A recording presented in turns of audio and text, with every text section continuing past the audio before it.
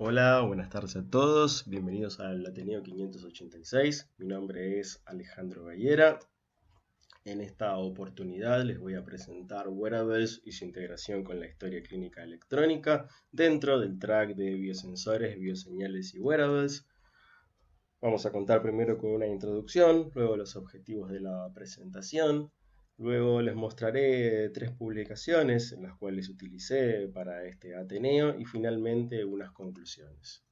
A modo de introducción, le cuento que la proliferación de tecnologías inalámbricas y móviles brinda oportunidades para conectar información del mundo real a través de sensores wearables para producir flujos continuos de datos.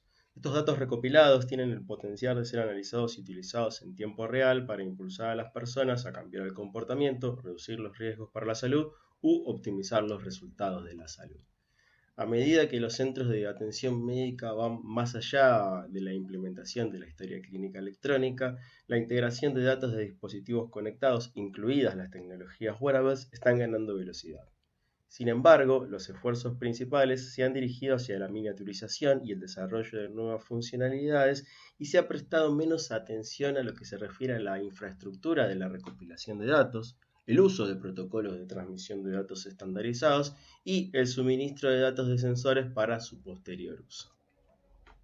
Mi objetivo en el presente Ateneo es, mediante 3 trabajos de investigación, mostrar cuáles son los desafíos y los aspectos a analizar al momento de integrar dispositivos wearables con una historia clínica electrónica. Para ello paso a presentarles el primero de los papers, titulado Sensores wearables con posibilidades de intercambio de datos, analizando el estado y las necesidades de los diferentes actores en los sistemas de monitoreo mHealth. El objetivo del artículo es describir y analizar sistemáticamente las capacidades actuales de intercambio de datos de los dispositivos wearables con un enfoque particular en los sistemas de monitoreo de salud y la transferencia de datos, presentando cómo los diferentes actores se relacionan con estos sistemas de sensores wearables. La metodología que utilizaron fue una búsqueda bibliográfica, buscaron en literatura gris, en sitios de distintos fabricantes y en la base de datos de Bandrico. Esta base de datos recibe aproximadamente 1 millón de visitas al año y cuenta con 431 dispositivos wearables. Para ello, los dispositivos deben ser vestibles, controlables, ya sea de forma pasiva o activa por el usuario, debe mejorar el conocimiento que se tiene y debe ser móvil, ¿sí? Podemos ver en la imagen cómo categorizan algunos de los dispositivos y a la derecha vemos cuántos dispositivos hay aplicados a distintas regiones del cuerpo. Los autores de este artículo utilizaron una taxonomía basándose en Bandrico y agregaron nuevos atributos con enfoque en el intercambio de datos. Así obtuvieron, como podemos ver en el recuadro, 13 atributos diferentes, de los cuales les voy a hablar un poco más adelante. Pero además, utilizando los atributos E, F, G y K, hicieron este diagrama de flujo de datos. Estos atributos hacen específicamente mención en lo que está relacionado con la integración directa con plataformas de salud, la integración con plataformas de salud de terceros y la conexión con sistemas de salud o middlewares, además del acceso a los datos que tienen los usuarios. Es así como podemos ver en el flujo de datos que comienza en un dispositivo wearable, el cual puede conectarse a el smartphone del consumidor o a servicios en la nube.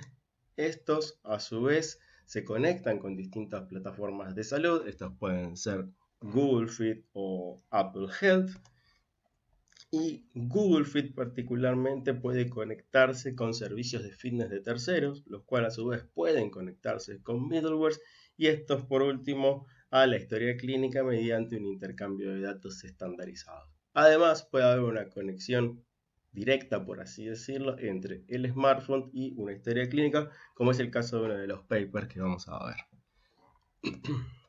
Bien, ya pasando a los resultados en base a la identificación de cada uno de los atributos. El primero de los atributos es el tipo de wearables. Ellos lo que encontraron fue que la mayoría de los wearables son rastreadores, ¿sí? De estos 341, 175 eran rastreadores.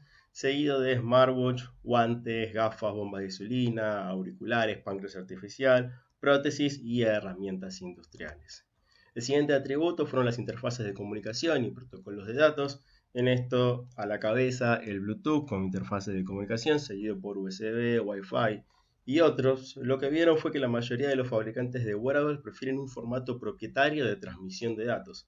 Es decir, que solo se puede utilizar el software original proporcionado por el fabricante. Y en relación a Bluetooth, vieron que solo 16 dispositivos usaban el Generic Attribute Profile. Este es un protocolo particular establecido por un grupo de interés en Bluetooth que brinda mayor interoperabilidad. En relación a la integración con PCs y smartphones, separaron a los dispositivos en dispositivos de consumo y dispositivos de investigación. Aquellos de consumo vieron que se podían conectar a iOS en la mayoría de los casos, pero con una pequeña diferencia así sobre Android. En relación a los dispositivos de investigación, estos se podían conectar la mayoría a Windows, otros a macOS y otros a Linux. El siguiente atributo a evaluar fue la integración directa, es decir, la integración que tenían con estas plataformas de salud que habíamos visto en el flujo. Por un lado vieron que se conectaban con Google Fit 45 dispositivos y con Apple Health 32 dispositivos, ¿sí? Y un total de 49 dispositivos podía hacerlo con ambas plataformas, es decir, solo un 13%, lo cual es un número muy bajo teniendo en cuenta la cantidad de wearables disponibles en la base de datos. A su vez, evaluaron la integración con plataformas de terceros, las cuales permiten integrarse con distintos middlewares o plataformas de salud. Generalmente estas plataformas son plataformas de fitness y las podemos ver en esta imagen. En relación al atributo que menciona la conexión a sistemas de atención médica y middlewares, básicamente un middleware lo que hace es permite capturar, analizar y procesar los datos de proveedores de API de terceros y de plataformas de salud y los proporciona en un formato estandarizado y legible a la historia clínica electrónica. Solo encontraron 50 dispositivos que soportaban al menos uno de los middlewares y los middlewares que identificaron fueron Shimmer. Yo al momento de hacer esta presentación Shimmer no estaba accesible y el otro fue Tidepool y Gluco. Ambos estos últimos sí están relacionados con pacientes diabéticos. En cuanto al tipo de dato de salud, el primer dato fue la actividad física, luego la frecuencia cardíaca, el sueño, la glucosa sanguínea y la temperatura, y los datos derivados de acelerómetros, es decir, la actividad física y el sueño, representaban la mayoría de los datos. Es por eso que, además, decidieron ver cuáles eran los sensores integrados a los wearables. En primer lugar, los acelerómetros, seguido de los giroscopios y los magnetrómetros. Estos tres conforman lo que es la unidad de movimiento inercial, ¿sí? de un wearable. Además había GPS, compás, plethysmografía, presión arterial, temperatura, ECG. Pero a la cabeza sí la unidad de movimiento inercial.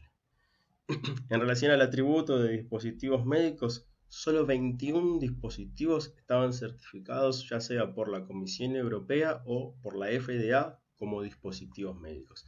Y además señalan que hay muchas aplicaciones asociadas que brindan estadísticas, sugerencias y pronósticos que muchos usuarios pueden utilizar como una recomendación y que por lo tanto deberían clasificarse como dispositivos médicos estas mismas aplicaciones.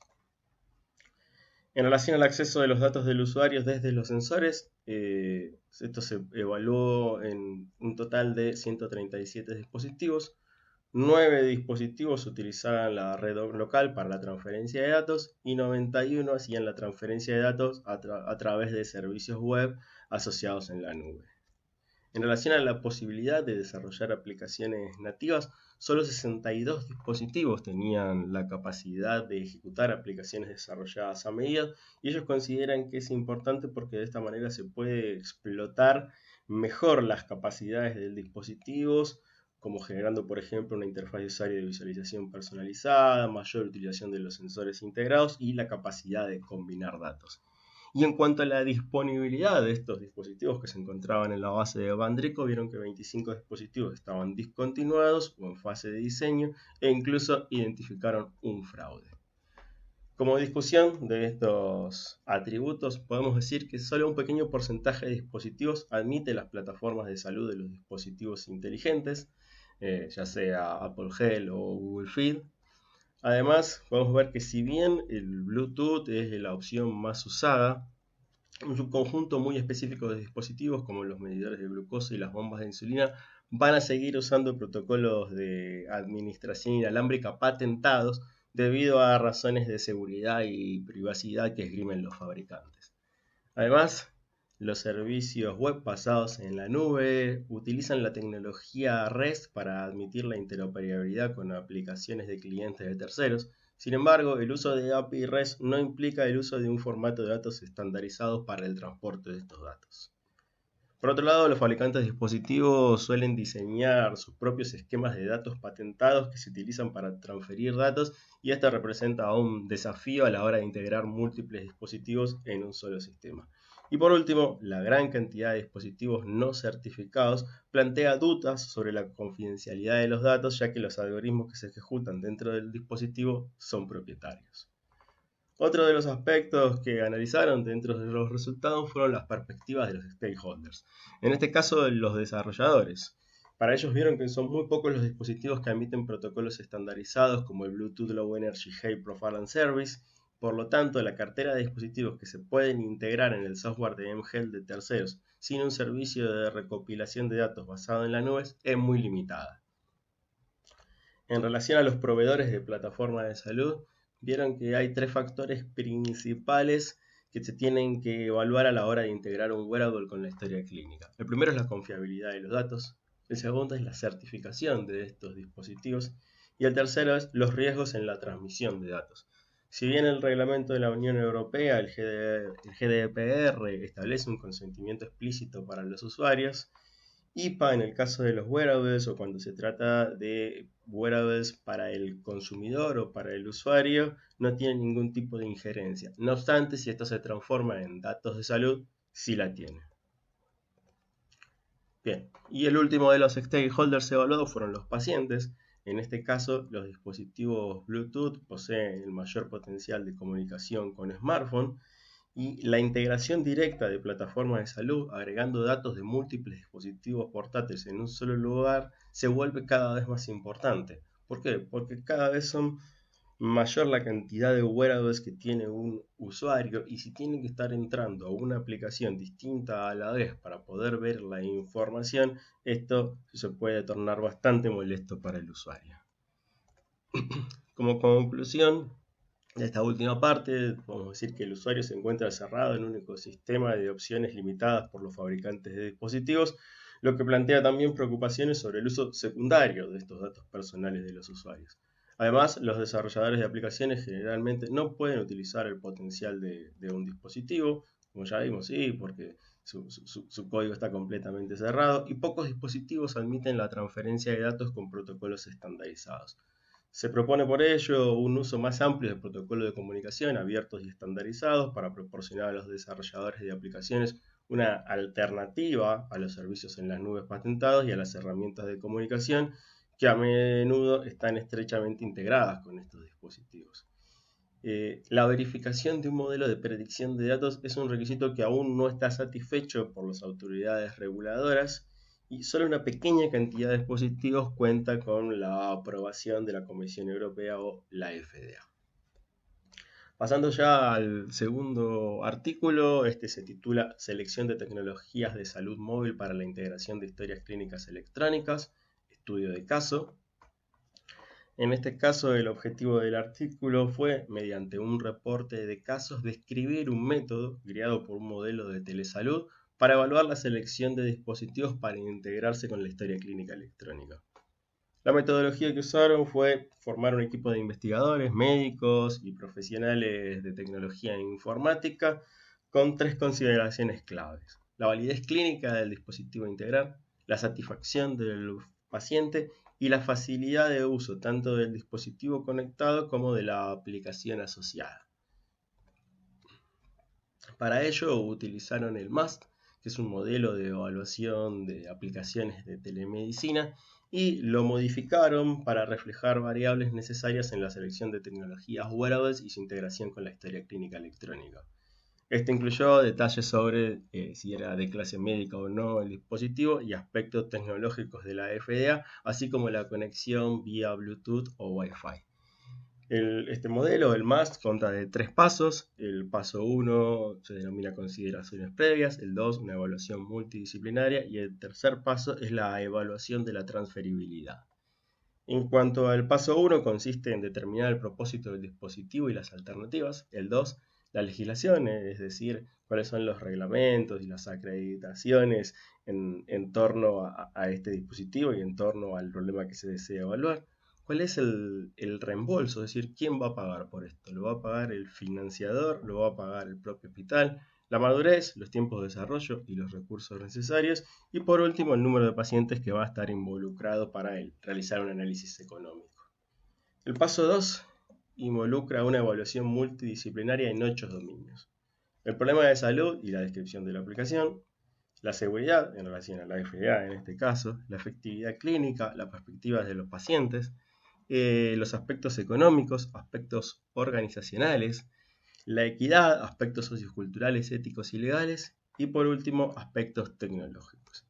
Y ya en el paso de 3 es donde se evalúa la transferibilidad de los wearables, incluida la interoperabilidad, ya sea FHIR, con un portal personal de salud, la infraestructura de datos, APIs y otros. Y además se tiene en cuenta la cantidad de pacientes que van a utilizar la herramienta para poder determinar costos por paciente. Es así como comenzaron con la selección de dispositivos. En estos casos fueron glucómetros para poder integrarlo con la historia clínica. Los dispositivos fueron glucómetros no continuos, tienen la ventaja de ser dispositivos médicos de clase 2 de la FDA. Y el motivo de ir por los glucómetros fue que tenían solicitudes de los médicos para recuperar los datos de los pacientes y además ellos tenían experiencia en la integración de datos de glucosa a través del Apple Health Kit. Lo que comenzaron a hacer fue documentar la capacidad de todos los glucómetros para usarse en iOS, Android, la integración con Apple Kit, con Google Fit, los costos, las características técnicas, la integración actual con la infraestructura que tenían de la historia clínica y cómo se recuperan los datos y si hay soporte técnico disponible. En relación al paso 1, y las consideraciones previas, pudieron establecer sí que el monitoreo de glucemia es muy importante, incluso está bien establecido que hay reembolsos y que está regulado por la FDA y además hay varios de pacientes en su sistema de salud con esta problemática. En cuanto al paso 2, la evaluación multidisciplinaria, evaluaron ¿sí? el problema de salud y la aplicación que tenía, evaluaron la seguridad, por eso es muy importante que estos dispositivos hayan sido aprobados por la FDA, evaluaron la efectividad clínica y se apoyaron en un paper que comparaba en el mercado a 18 glucómetros, la perspectiva de los pacientes, ¿sí? Buscaron información en literatura para consumidores y vieron cuáles recomendaban. Y hablaron por otro lado los aspectos económicos, tanto de los glucómetros como del uso de las tiras, aspectos organizacionales, ¿sí? propios de su hospital, aquellos que tienen que ver con la equidad sociocultural, ética, en donde pudieron ver que el Counter Diabetes App era compatible con iOS y Android. Digo porque ya habían revisado en la bibliografía para los consumidores que uno de los más recomendados era el Contour Next One. Y a su vez vieron los aspectos tecnológicos, ¿sí? que tenía que ver con iOS, Android, Apple Health, Google Fit y la conectividad. Pero vieron que actualmente no había integración con la historia clínica electrónica. Y en el paso 3, con la transferibilidad, vieron que su historia clínica basada en Epic permitía hacer consultas a Apple Health para los datos de glucosa vía FHIR. Vieron que MyChart puede ser accesible a través de Gluco vía una API pública. Gluco fue una de las plataformas, si recuerdan, que habíamos visto en el primer paper, y vieron que esto era escalable a varios de los pacientes de su sistema de salud, por lo cual el dispositivo seleccionado fue el Contour Next One. Más allá de la selección de este dispositivo, sí, lo que quiero recalcar acá y poner como discusión es que la selección de un dispositivo wearable requiere de varios factores, donde no está involucrado solamente el tecnológico, como vimos en el primer paper, sino que además hay clínicos, organizacionales, económicos y centrados en el paciente. Desde dónde se encuentra el paciente, su nivel socioeconómico, el acceso que pudiera tener a Internet y su etnia, ¿sí? Se han descrito sensores que no funcionan correctamente, por ejemplo, en pacientes de piel oscura. Además, vemos que el análisis requiere de equipos multidisciplinarios, que los dispositivos que requieren aprobación de la FDA ¿sí? Brindan una capa adicional de evidencia y seguridad, y traen algo muy importante que es el soporte técnico, ¿sí? Esto puede incluir pasos que tienen que ver sobre cómo configurar el dispositivo para cada paciente, brindar soporte en persona o forma de remota y tener personal disponible para la solución de los problemas que pudieran ocurrir. Además, este soporte técnico debe incluir la presentación de datos a los médicos, ¿sí? Para que sean procesables y accesibles, permitiéndoles intervenir sin generar burnout. Hasta acá las conclusiones que hacen a este segundo paper, y tomando esta última parte ¿sí? de la información presentada a los médicos, es que traigo este tercer y último paper denominado Datos iniciados por el paciente, nuestra experiencia al permitir que los pacientes inicien la incorporación de datos de frecuencia cardíaca en la historia clínica electrónica. El objetivo de este artículo fue desarrollar un protocolo para abordar millones de frecuencias cardíacas no revisadas. ¿Cuál era el problema? Que muchos usuarios de este centro en particular estaban a través de sus dispositivos wearables volcando datos de sus frecuencias cardíacas y ni los pacientes ni los médicos estaban al tanto de los datos anormales cargados en la historia clínica. La metodología que utilizaron: básicamente el proyecto utilizó el CS-Link, la marca de Cedars-Sinai Health System del producto Epic Care Enterprise, donde los pacientes estaban sincronizando sus datos desde abril de 2015. Tomaron las frecuencias cardíacas obtenidas a través de los Apple Watch y utilizaron aquellas que eran menores de 40 y mayores de 200 asociados a edad y sexo. De este modo obtuvieron los primeros hallazgos iniciales, en donde los médicos informáticos informaron que había 1.738 usuarios que estaban cargando sus datos de salud. Solo 591 cargaban la frecuencia cardíaca. Todo esto se hizo de forma anonimizada. Se realizó un histograma de cada uno de estos 591 para revisar la distribución bimodal que hipotetizan ellos es un indicador de arritmia. Revisaron la historia clínica en casos preocupantes y determinaron la revisión de 6 pacientes. En el gráfico podemos ver cómo se fue realizando la selección de los pacientes, y finalmente se contactó a los médicos tratantes de 2 pacientes. Comprobaron ahí que uno ya había fallecido. Esto no tuvo nada que ver ¿sí? con la frecuencia cardíaca, sino que fue por una sepsis.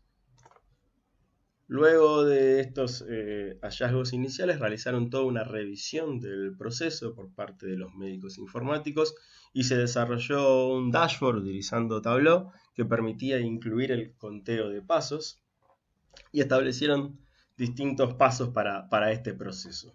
Por un lado, este dashboard estaba restringido a pacientes mayores de 65 años. El ranking de pacientes se hacía mediante el porcentaje de frecuencias cardíacas anormales. Se evaluaba si ya el paciente había sido considerado previamente y si hubo algún cambio en estas nuevas frecuencias cardíacas se establecía una discusión. Y luego, en casos de pacientes con altas frecuencias cardíacas, lo que hacía era ajustarse el predicho para sexo y edad de frecuencias cardíacas máximas. También se veía si tenía frecuencias cardíacas bajas, con lo cual esto indicaba una mayor preocupación. Se veía cuándo ocurría esto, si era cuando dormía o cuando hacía ejercicio, y también se miraban cuáles eran los pasos reportados por el paciente. En los casos de las frecuencias cardíacas bajas se veía cuántas frecuencias cardíacas bajas, digamos, habían sido grabadas, cuántos episodios había tenido durante el día. Se veía también si había tenido frecuencias cardíacas altas, lo cual indicaba mayor preocupación. Y cuando ocurría, por ejemplo, si esto ocurría durante el sueño, no era la misma preocupación que si el paciente estaba en su vida normal. Acá podemos ver una imagen del tablero. La generación de estos tableros les permitió comenzar a descartar ciertos casos. Primero, descubrieron que había artefactos relacionados con el dispositivo en la captura inicial, es decir, generalmente cuando el paciente comenzaba el día o se colocaba el dispositivo, se veían picos de aumento de la frecuencia cardíaca. Y además, como incluyeron el contador de pasos, pudieron ver aumentos de la frecuencia cardíaca relacionados con el ejercicio. En la última etapa ya seleccionaron distintos casos para discutirlos, 22 casos de frecuencias cardíacas de 40 o menos, 19 casos de frecuencias cardíacas mayores a 185, ya no había sido 200 como antes, sino acá 185, y 6 casos que representaban 4 pacientes que cumplían con ambos criterios. En 14 casos tomaron la decisión de llamar a cardiólogos y que revisaran la historia clínica. Y en solo 3 de estos casos se contactó finalmente con el médico tratante. Como resultados de estas 2 instancias podemos ver que tanto los 2 casos iniciales como los 3 finales, los médicos tratantes no habían tenido conocimiento previo de frecuencias anormales, de frecuencias cardíacas anormales y registradas en la historia clínica. Si bien los médicos no se sintieron molestos, sí se mostraron un poco escépticos en cuanto a que estos valores anormales representaran alguna patología. Si bien la patología mayormente asociada con frecuencias cardíacas anormales es la fibrilación auricular, y ellos detectaron casos de fibrilación auricular, no hubo nuevos diagnósticos de esta patología. Y en ningún caso los datos de las frecuencias cardíacas mejoraron el resultado de algún paciente. Es por eso que el equipo de informática médico determinó que la historia clínica podía continuar ofreciendo la funcionalidad que podía ser utilizada por los pacientes que buscan realizar un seguimiento de los datos de frecuencia cardíaca, y por otro lado detuvieron estas revisiones proactivas que estaban realizando. Como discusión les traigo que nosotros estamos acostumbrados a un modelo muy tradicional de solicitudes de pruebas en donde el médico la realiza cuando tiene una probabilidad pretest de una condición que excede cierto umbral. Además, todos los médicos están capacitados para ordenar estas pruebas solo si los resultados van a afectar la atención del paciente y aceptan la responsabilidad de hacer un seguimiento de los resultados. Pero esto no ocurre cuando es el paciente quien, por ejemplo, por medios de wearables, ingresa sus datos de salud dentro de la historia clínica electrónica. Acá se está cambiando un poco ese flujo tradicional del ingreso de resultados. Es por ello que se espera que los informáticos médicos deban liderar el desarrollo de estrategias para ayudar a los médicos a acceder, monitorear y comprender mejor las implicaciones clínicas de todos estos nuevos datos que se están volcando.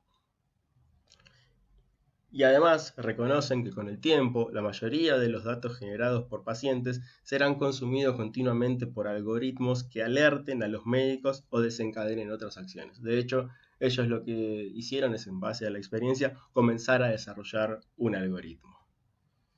Pero lo que ofrecieron, que me pareció bastante interesante, en estos casos de lo que se denomina data iniciada por el paciente o generada por el paciente, un framework de análisis como para poder ver el impacto real de estos datos.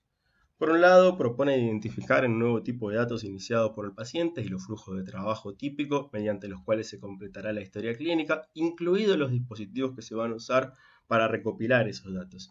Y además, anticipar cuáles van a ser las ramificaciones de estos valores anormales.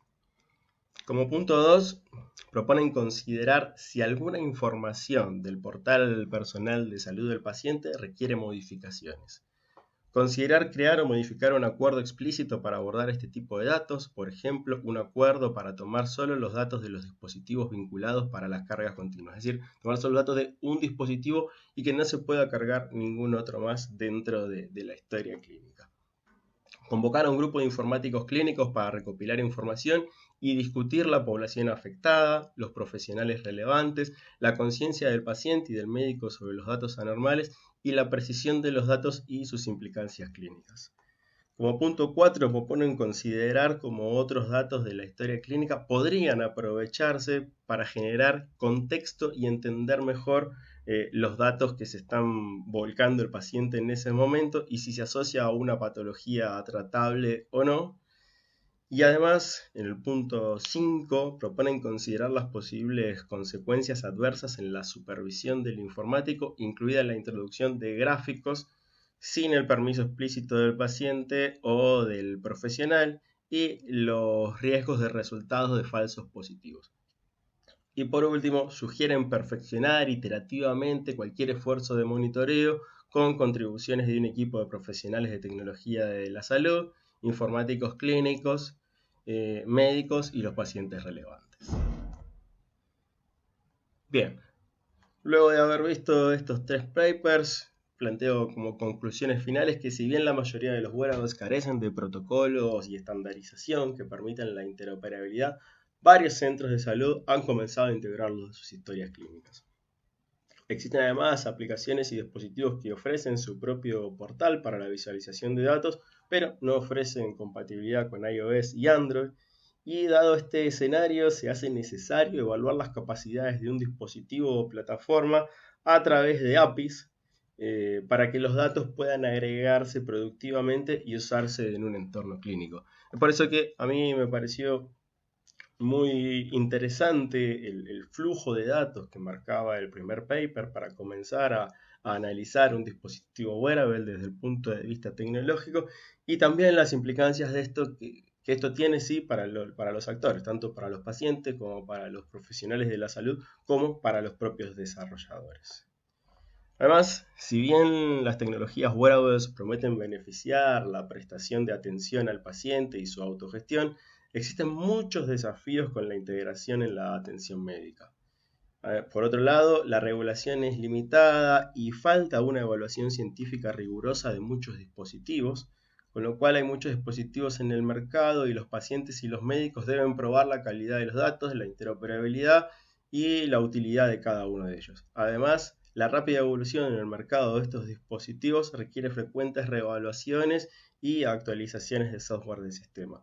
Es por eso que antes de pensar en conectar cualquiera de estos dispositivos a una historia clínica, me parecía a mí muy útil poder realizar una evaluación y por eso el segundo paper que realiza una evaluación utilizando el MAST me pareció un punto relevante para conversar y que se puede llegar a utilizar a la hora de evaluar distintos dispositivos y no solo desde el aspecto tecnológico, sino incluyendo los demás aspectos que se mencionan en este modelo de evaluación. Y finalmente, el uso de estas herramientas en los modelos formales de prestación de atención es relativamente nuevo y por lo tanto la comprensión de cómo ayudar a los pacientes y cómo integrar y presentar la gran cantidad de datos de los dispositivos en información útil para tomar decisiones clínicas continúa avanzando y requiere de equipos multidisciplinarios. Y es acá donde me pareció también interesante este framework que ofrecía el último artículo para analizar cómo puede impactar toda esta información iniciada por el paciente y cómo tiene que estar involucrado en esto el médico informático para en parte relevar la importancia que puede tener esta información y ofrecérsela al médico tratante de una manera que pueda ser accionable y le permita tomar decisiones. Bien, les agradezco a todos por su tiempo y los invito al próximo Ateneo, que será el 587 y estará a cargo de la doctora Eliana Frutos. Que tengan muy buenas tardes.